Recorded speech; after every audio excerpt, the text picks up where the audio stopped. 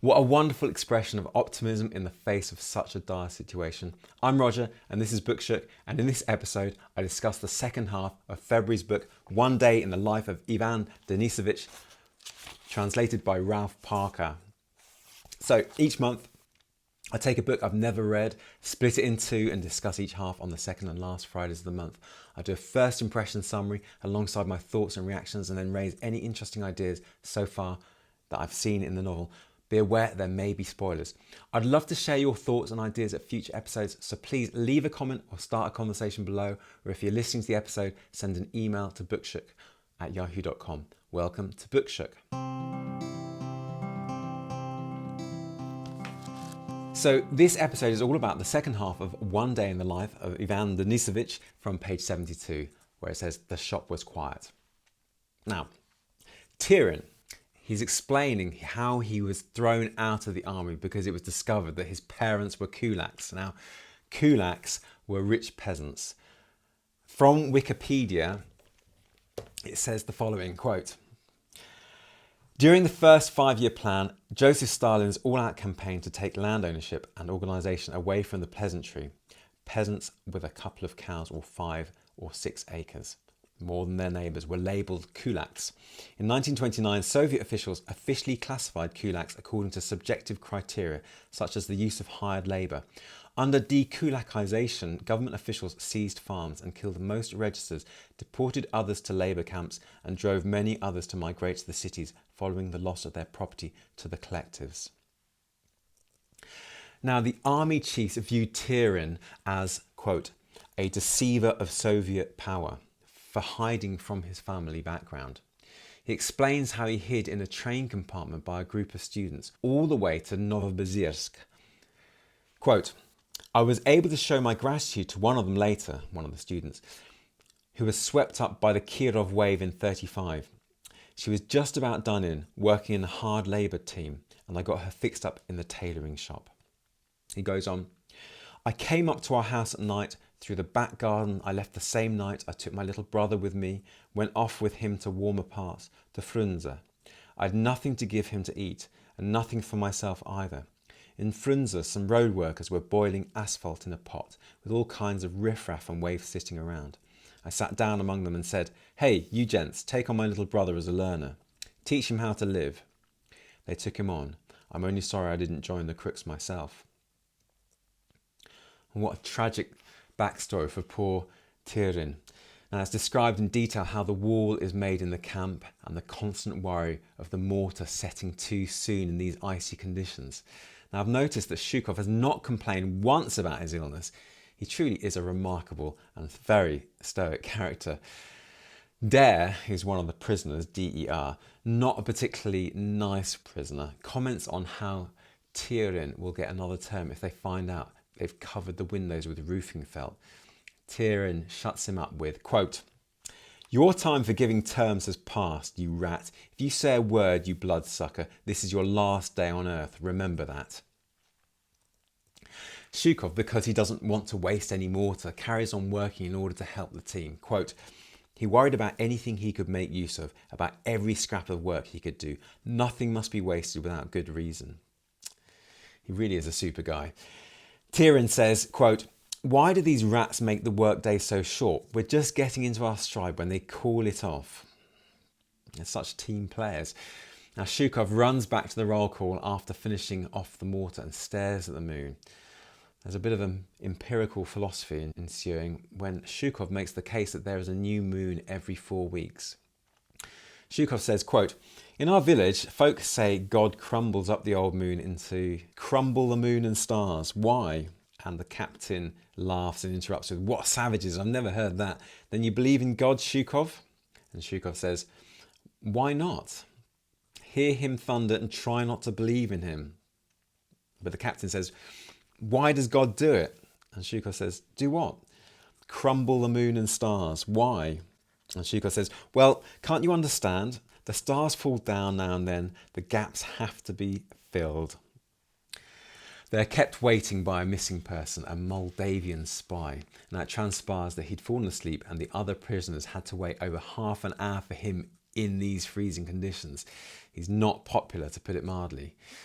Shukov's rich prisoner colleague Cesar is waiting for a parcel, and Shukov thinks that he may be able to get some food out of Cesar if he offers to wait in the parcel queue for him. And Cesar agrees to this. Before this, Shukov prepares to be searched. He suddenly remembers that he stole a piece of hacksaw blade. Do you remember that from the first part?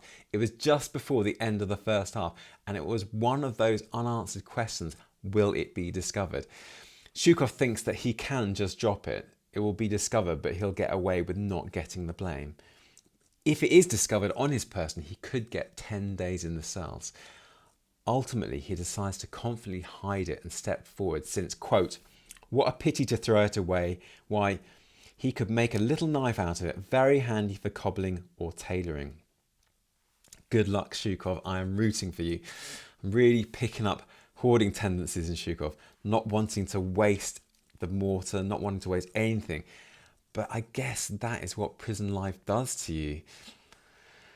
It's a really tense scene. Listen to this, quote, "Because they were 3 and the guards facing them were 5, Shukov could try a ruse. He could choose which of the 2 guards on the right to present himself to. He decided against a young ruddy-faced one and plumped for an older man with a grey moustache. The older one, of course, was experienced and would find the blade easily if he wanted to, but because of his age he must have got fed up with the work. It must stink in his nostrils by now like burning sulphur." This is more like a game of chess. He continues, "Meanwhile, Shukov had removed both mittens, the empty one and the one with the hacksaw, and held them in one hand, the empty one in front, together with the untied rope belt. He fully unbuttoned his jacket, lifted high the edges of his coat and jacket. Never had he been so servile at the search, but now he wanted to show he was innocent. 'Come on, frisk me,' and at the word of command stepped forward. The guard slapped Shukov's sides and back and the outside of his knee pocket. Nothing there. He needed the edges of coat and jacket. Nothing there either. He was about to pass him through when, for safety's sake, he crushed the mitten that Shukov held out to him, the empty one. The guard crushed it in his hand, and Shukov felt as though pincers of iron were crushing everything inside him. One such squeeze on the other mitten, and he'd be sunk. The cells on 300 grams of bread a day and hot skilly 1 day in 3. He imagined how weak he'd grow, how difficult he'd find it to get back to his present condition, neither fed nor starving. Please, please don't find it. The skillet, by the way, is this very, very thin broth. Continuing on. And an urgent prayer rose in his heart. "O Lord, save me. Don't let them send me to the cells." And while all this raced through his mind, the guard, after finishing with the right hand mitten, stretched a hand out to deal with the other. He would have squeezed them at the same moment if Shukov had held them in separate hands. Just then the guard heard his chief, who was in a hurry to get on, shout to the escort, "Come along, bring up the machine works column." And instead of examining the other mitten, the old guard waved Shukov on. He was through. Thank God for that. That awful feeling of being found out. I get that every time I go through security at an airport. Is there some liquid I've accidentally packed that I'll be found out for and subjected to questioning? There's that feeling times 1,000. Now, the 50-50 luck that got him through this experience is similar to the 50-50 luck that got him into a prison camp in the first place. The whole place seems to operate on luck or unluckiness. Now, they arrive back at the camp. The Moldavian spy, he was a spy, is charged with escaping and taken to cells. Shukov goes to collect a parcel for Cesar. In exchange for getting Cesar's supper, he reflects on parcels, quote, "When he was in Idzuma," that's a previous prison, "Shukov had got parcels a couple of times, but he wrote to his wife that it was a waste. Don't send them. Don't take the food out of the kids' mouths." Although when he had been at liberty, Shukov had found it easier to feed his whole family than it ever was to feed himself. Now he knew what those parcels cost. He knew too that his family wouldn't be able to keep it up for 10 years. Better do without them. But though he decided that way, every time someone in the team or close by in the barracks received a parcel, which was almost every day, his heart ached because there wasn't one for him. And though he'd strictly forbidden his wife to send him anything even for Easter, and though he never thought of reading the list except for a rich teammate, every now and then he felt himself longing for someone to run up and say, "Shukov, why don't you go for your parcel? There's one for you." But no one ran up. Poor Shukov. It is heart-wrenching to read that.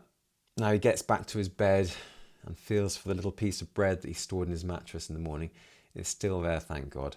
They go to the mess hall to get food, fights break out, and there's a real scrum to get their hands on these pitiful dregs. Zhukov strategizes as to which bowls will have the most nutrients in them. Quote, "The cook took an enormous ladle and stirred. The cauldron had just been refilled, almost up to the brim, and steam poured from it. Replacing the huge ladle with a smaller one, he began serving the skilly. He didn't go deep. Some of the bowls had been filled while the stuff from the bottom of the cauldron hadn't settled yet. After the stirring, and some were duds, nothing but liquid." Zhukov made a mental note of which was which. He manages to get one of the thicker bowls of skillet in front of him and starts eating. Quote, "And now Zhukov complained about nothing, neither the length of his stretch nor about the length of the day. This is all he thought about now. We'll survive. We'll stick it out. God grant till it's over." I think he might be one of my favourite characters in fiction. Almost amongst this mayhem of hardship and cold and hard physical labour, he retains his dignity and strength of character. What an incredible person. Now, just as I'm thinking how stoic and incredible Zhukov's strength of character is, we have this beautiful character study of another prisoner that Zhukov watches in the mess hall. He's an older man. Listen to this, quote, "He held himself straight. The other Zeks, that's prisoners, sat all hunched up and looked as if he'd put something extra on the bench to sit on. There was nothing left to crop on his head. His hair had dropped out long since, the result of high living, no doubt. His eyes didn't dart after everything going on in the mess hall. He kept them fixed in an unseeing gaze at some spot over Zhukov's head. His worn wooden spoon dipped rhythmically into the thin skilly. But instead of lowering his head to the bowl like everybody else, he raised the spoon high to his lips. He had lost all his teeth and chewed his bread with iron gums. All life had drained out of his face, but had been left, not sickly or feeble, but hard and dark like carved stone. And by his hands, big and cracked and blackened, you could see that he'd had little opportunity of doing cushy jobs. But he wasn't going to give in. Oh no, he wasn't going to put his 300 grams on the dirty, bespattered table. He put it on a well-washed bit of rag." Zhukov buys some tobacco off Kilgas, another camp member, for 2 rubles that he's hidden in his shirt lining. And then back at camp, Zhukov notices the contents of Cesar's parcel. It's a feast. Quote, "Cesar had got sausage, condensed milk, plump smoked fish, pork fat, rusks, biscuits, 2 kilograms of lump sugar and what looked like butter, as well as cigarettes and pipe tobacco. And that wasn't all. Now, as payment for keeping his place in the parcel queue, Cesar lets Zhukov have his 200-gram bread ration. Quote, "His bowl of the skillet, now this 200 grams of bread, that was a full supper." Zhukov recounts the diplomacy that goes on between prisoners, and I'll speak more about that later. He notices that Fetyakov, who's sometimes known as the Jackal, as I mentioned in the previous podcast, he's been beaten up, probably for scrounging empty leftovers at dinner. Quote, "Fetyakov walked through the hut. He was sobbing, all hunched up, his mouth smeared with blood. So he'd been beaten up again. The bowls. With no attempt to hide his tears and looking at no one, he passed the whole team, crawled into his bunk and buried his face in his mattress. When you thought about it, you couldn't help feeling sorry for him. He wouldn't live to see the end of his stretch. His attitude was all wrong." Now they're all relaxing in the hut when Snubnose, a prison guard, enters looking for someone. It's Buranovsky, who was dragged off to solitary confinement for 10 days. Remember, for speaking out against Volkovoy, way back on page 33 in the first half. If you recall, the wolf, Volkovoy, puts Zhukov's team colleague Buranovsky for 10 days in the cells for complaining about being strip searched in the cold. I really feel sorry for poor Buranovsky. He stood up to what he thought was right, and he is a committed communist, but he didn't play the game, and his inexperience of prison life, he's a relative newcomer, I believe it's just 2 months, has caused him to end up in solitary confinement. The prison camp is a completely new world to the world he is used to, and he will need to come up with new techniques in order to survive.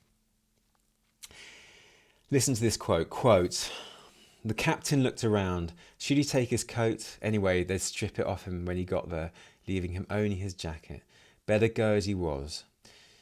Go to prison, that is, the solitary confinement. He'd hoped that Volkovoy would forget, but Volkovoy never forgot anyone, had made no preparations, hadn't even hidden a pinch of tobacco in his jacket, and to carry it in his hands, that would be useless. They'd take it from him straight away when they frisked him.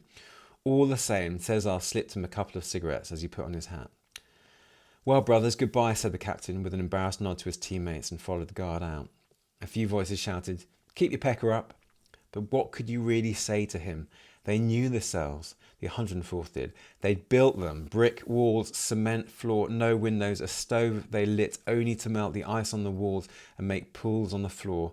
You slept on bare boards, and if you'd any teeth left to eat with after all the chattering they'd be doing, they gave you 300 grams of bread day after day and hot skilly only on the 3rd, 6th and 9th. 10 days. 10 days hard in the cells. If you sat them out to the end, your health will be ruined for the rest of your life. TB and nothing but hospital for you till you croaked. As for those who got 15 days hard and sat them out, they went straight into a hole in the cold earth. Hopefully he'll survive these 10 days, but since this is a day in the life book, I'm assuming we'll never find out. It makes me feel very sad for Buranovsky. Now they're forced to do a recount as Zhukov helps Cesar protect his precious package by giving him advice on when to leave and return. Zhukov lies down in bed and reflects on how well the day has gone for him. It's very optimistic reflection, and there'll be more on that later. He sees Aloysia reading the Bible. Aloysia asks him why he doesn't pray, and Zhukov says that appeals to a higher body either don't get through or are rejected. There'll be more on that later as well. The novel closes with Zhukov listing all the good things that have happened during the day. It really reminds me of a word I heard recently, augit, in a newspaper article in The Guardian by Phoebe Greenwood called Lessons from My Dying Therapist. In it, Phoebe's therapist, a woman called Sarah, talks of finding the good augit in everything. And I'm going to quote that. Quote, "The good augit, a made-up word derived from the phrase to augur good, means to be able to stay with the good bit of your life. To stay with the good augit is to find the good in an experience," she says. If you don't have this capacity to take the good augit, then you are trapped. A-U-G-I-T. It certainly seems like Zhukov is able to find the good augit in his experience. I have to say, I absolutely adored this book. I thought it was so powerful and such an interesting historical account of what it was like to live in the Gulag. And I also thought that Zhukov's attitude was just so uplifting. It was so... He was always thinking about the positive things, and every small gain that he created for himself during the day, he really reflected on at the end, and really it gave him such buoyancy in this horrible situation and gave him hope. There were some really interesting ideas that came up in the second half. I think it's very interesting how they trust the team leaders and are motivated by the team leaders far more than the prison guards. Quote, "A guard can't get people to budge even in working hours, but a team leader can tell his men to get on with the job even during the break, and they'll do it because he's the one who feeds them, and he'd never make them work for nothing." We have these very cleverly designed prison camps, and they work really hard. Quote, "Zhukov and the other Masons felt the cold no longer. Thanks to the urgent work, the first wave of heat had come over them when you feel wet under your coat, under your jacket, under your shirt and your vest, but they didn't stop for a moment. They hurried on with the laying, and after about an hour, they had their second flush of heat, the one that dries up the sweat. Their feet didn't feel cold. That was the main thing. Nothing else mattered. Even the breeze, light but piercing, couldn't distract them from their work. The cold is a real motivator for them. It's freezing, bitter conditions. They're also really motivated not only by the cold but by Tyrion, their team leader and fellow prisoner, who they can relate to. Remember his heartbreaking capture, and he'll be able to look after them with ration favours when putting in good work reports. Another interesting idea to come up from the second half: prisoners breaking equipment in order to get some kind of rest. Quote, "For as long as Zhukov had worked with machinery, the machines had either broken down or been smashed by the Zeks," that's the prisoners. "He'd seen them wreck a log conveyor by shoving a beam under the chain and leaning hard on it to give themselves a breather. They were stacking log by log with never a moment to stretch their backs." Obviously, we get a huge amount of hoarding happening in this second half as well. as in the first half. And Zhukov confidently hides and steps forward since, quote, what a pity to throw it away. Why, he could make a little knife out of it, very handy for cobbling or tailoring. Another idea that comes out throughout this whole novel is the diplomacy involved in being a prisoner. There's so much give and take and repayment of favours in the prison camp. It's a complex ballet of diplomacy and charisma. Some prisoners seem to have the skills and experience, and some just don't, like poor Fetyakov, the jackal, who, if you remember, got beaten up for taking empty bowls at dinner to lap up leftovers.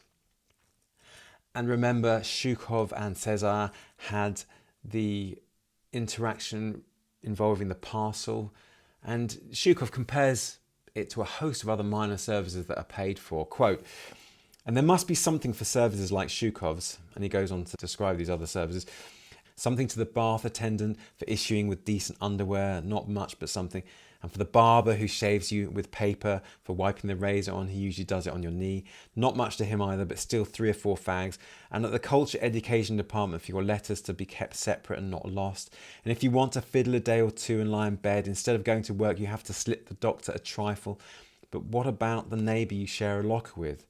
The captain in Cesar's case. He must have his whack. He sees, after all, every blessed bit you take. Who could be so brazen as to not give him his share? So leave envy to those who always think the radish in the other fellow's hand is bigger than theirs. Zhukov knows life and never opens his belly to what doesn't belong to him. Poor Fetyakov suffers from this envy. Hopefully he'll one day learn diplomacy in the prison camp and will, to quote Zhukov, live to see the end of his stretch. Cesar asked Zhukov to lend him his, quote, 10 days, his knife, and Zhukov remarks to himself, quote, now Cesar was again in his debt. It's very useful to be indebted to such a rich person as Cesar, who gets these extraordinarily bountiful parcels. I think it would take a lot of brains and experience to build up the vast wealth of knowledge to operate in this cutthroat world of give and take. There's so many subtle hints and clues, and my heart really goes out to Fetyakov, the jackal. Throughout this book, we have the idea of freedom. Zhukov realises that he will never be free because home is freedom to him, and he will be exiled after his release. Aloysius says to Zhukov, quote, why do you want freedom? In freedom, your last grain of faith will be choked with weeds. You should rejoice that you're in prison. Here you have time to think about your soul. As the Apostle Paul wrote, why all these tears? Why are you trying to weaken my resolution? For my part, I'm ready not merely to be bound, but even to die for the name of the Lord Jesus. Zhukov gazed at the ceiling in silence. Now he didn't know either whether he wanted freedom or not. At first he'd longed for it. Every night he'd counted the days of his stretch, how many had passed, how many were coming, and then he'd grow bored with his counting, and then it became clear that men of his like wouldn't ever be allowed to return home, that they'd be exiled, and whether his life would be any better there than here, who could tell? Freedom meant one thing to him, home, but they wouldn't let him go home. Elisha was speaking the truth. His voice and his eyes left no doubt that he was happy in prison. You see, Elisha, Zhukov explained to him, somehow it works out all right for you. Jesus Christ wanted you to sit in prison, and so you are, sitting there for his sake. But for whose sake am I here? Because we weren't ready for war in 41? For that? But was that my fault? Is Zhukov struggling for a reason as to why he is in prison, a cause, or is he showing Elisha that he accepts that there is no cause or reason? I think the latter. And each day he is finding the good in the terrible situation he finds himself. That is what keeps him going. It's what keeps him alive, finding the good things in the smallest successes, whether that be an extra crust of bread gained or a cigarette given. Zhukov is also showing that God is a personal God. Of Elisha, Zhukov remarks, quote, Jesus Christ wanted you to sit in prison. But Zhukov, believing that God has different roles for different people, wonders why he was put in prison. Perhaps he answers his own question indirectly at the end of the novel. Is it that Zhukov's God is his ability to see the good in these small successes, enumerated at the end of the novel? What do you think? Now, Zhukov's got some interesting thoughts on prayer. Elisha says to Zhukov, quote, there you are, Ivan Denisovich, your soul is begging to pray. Why then don't you give it its freedom? Zhukov stole a look at him. Aloysia's eyes glowed like two candles. Well, Aloysia, Zhukov says, with a sigh, it's this way. Prayers are like those appeals of ours. Either they don't get through or they're returned with rejected scrawled across them. Zhukov really doesn't believe in appealing to anyone else's authority, only to his own. Maybe he relates any higher authority, i.e. God, to the similar authority of the prison guards. He will only get hurt if he places his trust in something outside of himself or some higher authority. His appeal will be rejected or won't get through if he places his trust in God. He can only place the trust of good things to happen if he places that trust on himself. It's a very self-focused philosophy, born of years having to look after oneself in prison, in an environment where trust in others must be very difficult to foster. Now, Zhukov has this unwavering optimism, as I've said previously. Listen to when he's going down to sleep in his bunk and his enumeration of things that have happened to him. Quote, but he'd had such a good day, he felt in such good spirits, that somehow he wasn't in the mood for sleep yet. He must make his bed now. There wasn't much to it. Strip his mattress of the grubby blanket and lie on it. It must have been 1941 when he last slept in sheets. That was at home. It even seemed odd for women to bother about sheets, all that extra laundry. Head on pillow, stated with shavings of wood, feet in jacket sleeve, coat on top of blanket, and glory be to thee, O Lord, another day over. Thank you. I'm not spending tonight in the cells. Here it's still bearable. Small, tiny things have gone right for him all throughout the day. Not having the hacksaw blade found, getting extra food. He really appreciates these small wins. It makes life bearable for him. More than that, it was a good day. Here's the enumeration I promised. Quote, Zhukov went to sleep fully content. He'd had many strokes of luck that day. They hadn't put him in the cells. They hadn't sent the team to the settlement. He'd pinched a bowl of kasher at dinner. That's some kind of porridge, I think. The team leader had fixed the rates well. He built a wall and enjoyed doing it. He'd smuggled that bit of hacksaw blade through. He'd earned something from Cesar in the evening. He'd bought that tobacco and he hadn't fallen ill. He'd got over it. A day without a dark cloud. Almost a happy day. We also have this incredible work ethic of Zhukov in the face of this cold and illness. Have a listen to this quote. Page 90.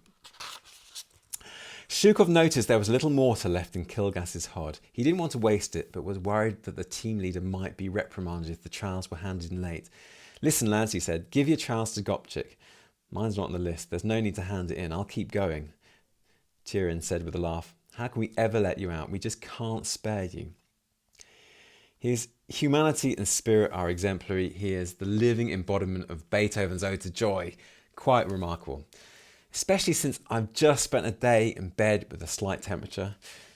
It's pretty cold outside at the moment, and the thought of doing a full day's manual labour outside gives me such fear. Anyway, a fantastic book. Some really interesting ideas there, and I would love to know what ideas you may have which you'd like to share. Just a little bit about Solzhenitsyn. I'm just going to read it out from the beginning of the book. Solzhenitsyn was born at Kislovsk in 1918. He took a correspondence course in literature as well as studying mathematics at Rostov University. But he was called up for the army. He served continuously at the front as a gunner and artillery officer and was twice decorated, commanded his battery and reached the rank of captain. In early 1945, he was arrested in an East Prussian village and charged with making derogatory remarks about Stalin. For the next 8 years, he was in labour camps, at first in general camps, along with common criminals in the Arctic, and later in Beria's special camps for long-term prisoners. The particular camp described in One Day in the Life of Ivan Denisovich was in the region of Karaganda in northern Kazakhstan. Released in 1953 on Stalin's death, Solzhenitsyn had to remain in exile for 3 years, although his wife was allowed to join him before returning to Russia. He settled near Ryazan and taught in a secondary school. In 1961, he submitted his novel One Day in the Life of Ivan Denisovich to Alexander Twardowski, the poet and editor of Novy Mir, New World, a literary journal. It was published on the final decision of Khrushchev himself in the November 1962 edition of Novy Mir, which sold out immediately. 3 further stories by him were published during 1963 and a fourth in 1966. In 1968, Solzhenitsyn came under attack from the Russian Literary Gazette, which alleged that since 1967 his aim in life had been to oppose the basic principles of Soviet literature and accused him of being content with the role given him by ideological enemies of Russia. He was expelled from the Soviet Writers' Union in 1969 and in 1974 after the publication in Europe of his book The Gulag Archipelago. And there he kind of runs out. So, because I think it's quite an old version of the book, this. So then we have from Wikipedia, Solzhenitsyn lost his Soviet citizenship and was flown to West Germany. In 1976, he moved with his family to the United States, where he continued to write. In 1990, shortly before the dissolution of the Soviet Union, his citizenship was restored, and 4 years later he returned to Russia, where he remained until his death in 2008. He was awarded the 1970 Nobel Prize in Literature for the ethical force with which he has pursued the indispensable traditions of Russian literature. And the Gulag Archipelago was a highly influential work that, quote, amounted to a head-on challenge to the Soviet state and sold tens of millions of copies. Thank you very much, Alexander Solzhenitsyn. I absolutely loved this book. If I could give it some stars, I'd probably give it 5 out of 5, but I don't need to give it any stars. But I would definitely recommend this book for anyone to read. It's very uplifting and just historically so interesting. Now, I'd like to talk a little bit about the next book. March's book by Isabel Allende is The House of Spirits, translated by Magda Bogin. It was published in 1985, and if you're going to read alongside, that would be fantastic. I'll be reading up to chapter 7, which is called The Brothers. Now, I chose this book because I really wanted to read some more South American literature. I really enjoyed Paramo, and I thought I would maybe, I hadn't read any female authors for a while, so I thought it'd be good to find a really good book by a South American female author. So that's why I chose this book. I did a bit of research and most people said it was pretty good. So I'm going to read the first page and give you my thoughts. The book opens with a wonderful Pablo Neruda poem, quote, "How much does a man live after all? Does he live 1,000 days or only one? For a week or for several centuries? How long does a man spend dying? What does it mean to say forever?" That really reminds me of For Whom the Bell Tolls, episode 29. Robert Jordan questions whether he can live a life in a day. So, chapter 1, Rosa the Beautiful. Barabbas came to us by sea, the child Clara wrote in her delicate calligraphy. She was already in the habit of writing down important matters, and afterward, when she was mute, she also recorded trivialities, never suspecting that 50 years later I would use her notebooks to reclaim the past and overcome terrors of my own. Barabbas arrived on a Holy Thursday. He was in a despicable cage, caked with his own excrement and urine, and had lost the look of a hapless, utterly defenceless prisoner. But the regal carriage of his head and the size of his frame bespoke the legendary giant he would become. It was a bland autumnal day that gave no hint of the events that the child would record, which took place during the noon mass in the parish of San Sebastian, with her whole family in attendance. As a sign of mourning, the statues of the saints were shrouded in purple robes that the pious ladies of the congregation unpacked and dusted off once a year from a cupboard in the sacristy. Beneath these funereal sheets, the celestial retinue resembled nothing so much as a roomful of furniture awaiting movers, an impression that the candles, the incense and the soft moans of the organ were powerless to counteract. Terrifying dark bundles loomed where the life-size saints stood, each with its influenza-pale expression, its elaborate wig woven from the hair of someone long dead, its rubies, pearls and emeralds of painted glass, and the rich gown of a Florentine aristocrat. What an interesting opening. So, Barabbas. I wonder who Barabbas is. And I wonder why the child Clara becomes so important, that this person is taking her notes and writing this documentary. And I wonder who this person is. I like the description of the saints dressed up as if they've got influenza. Thank you very much, Isabel, Allende. And thanks very much, Solzhenitsyn. And thank you very much for listening. If you have any questions or comments, I'd love to hear them. So leave a comment below, or if you're listening to the episode, send an email to bookshook@yahoo.com. And if you want to recommend a future book to read together, do let me know. Also, if you enjoyed this podcast, please give it a thumbs up and subscribe, or give it 5 stars on your episode app. Thank you. I look forward to discussing the first half of The House of the Spirits by Isabel Allende, translated by Magda Bogin, at the next episode of Bookshook. That's on the second Friday of March, the 10th of March. See you then.